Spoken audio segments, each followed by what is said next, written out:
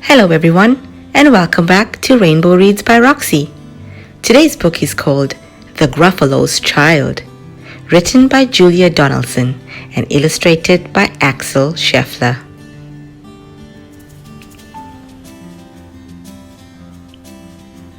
The Gruffalo said that no Gruffalo should ever set foot in the deep dark wood. Why not? Why not? Because if you do, the big bad mouse will be after you. I met him once, said the Gruffalo. I met him a long time ago. What does he look like? Tell us, Dad. Is he terribly big and terribly bad?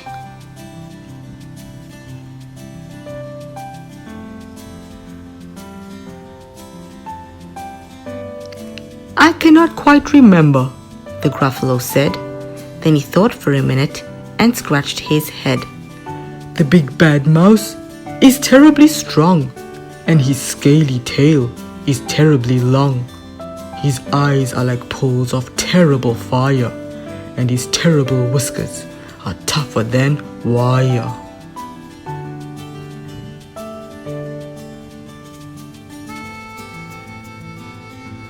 One snowy night, when the Gruffalo snored, the Gruffalo's child was feeling bored.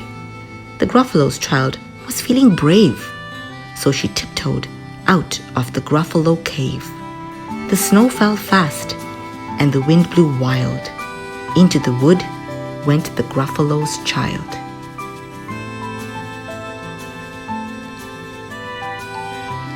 Aha! Aho!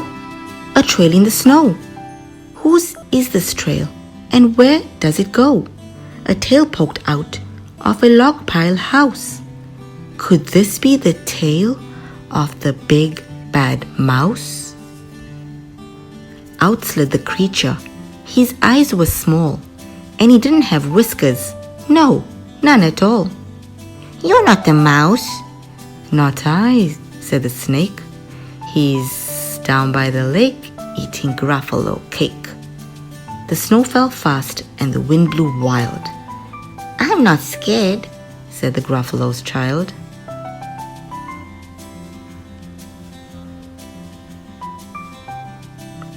Aha, aho, marks in the snow. Whose are these claw marks? Where do they go? Two eyes gleamed out of a treetop house. Could these be the eyes of the big bad mouse?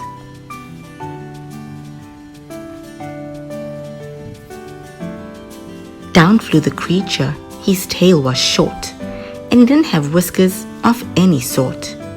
You're not the mouse. To who? Not I, but he's somewhere nearby eating Gruffalo pie. The fell snow fast and the wind blew wild. I'm not scared, said the Gruffalo's child. Aha, aho, a track in the snow. Whose is this track, and where does it go? Whiskers at last, and an underground house? Could this be the home of the big bad mouse? Out slunk the creature. His eyes weren't fiery, his tail wasn't scaly, his whiskers weren't wiry.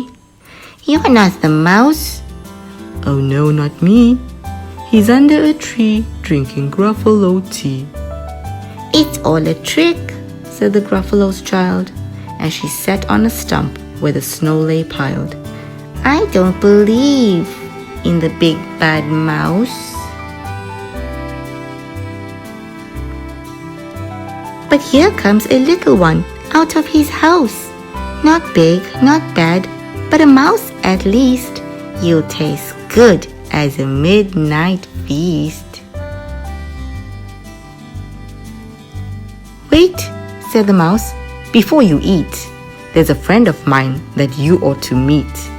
If you let me hop onto a hazel twig, I'll beckon my friend so bad and big. The Gruffalo's child unclenched her fist. The big bad mouse? So he does exist? The mouse hopped into the hazel tree. He beckoned, then said, "Just wait and see."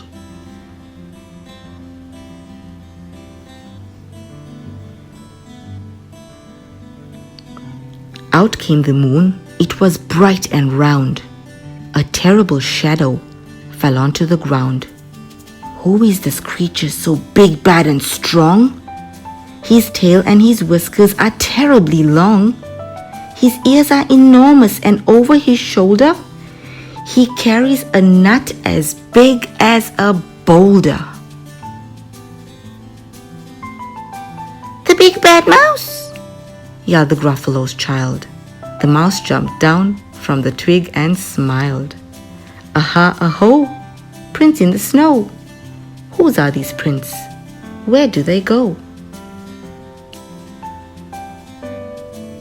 The footprints led to the Gruffalo cave, where the Gruffalo's child was a bit less brave. The Gruffalo's child was a bit less bored. And the Gruffalo snored and snored and snored. The end. I do hope you enjoyed today's book. Let's meet again sometime soon for another read. Bye-bye.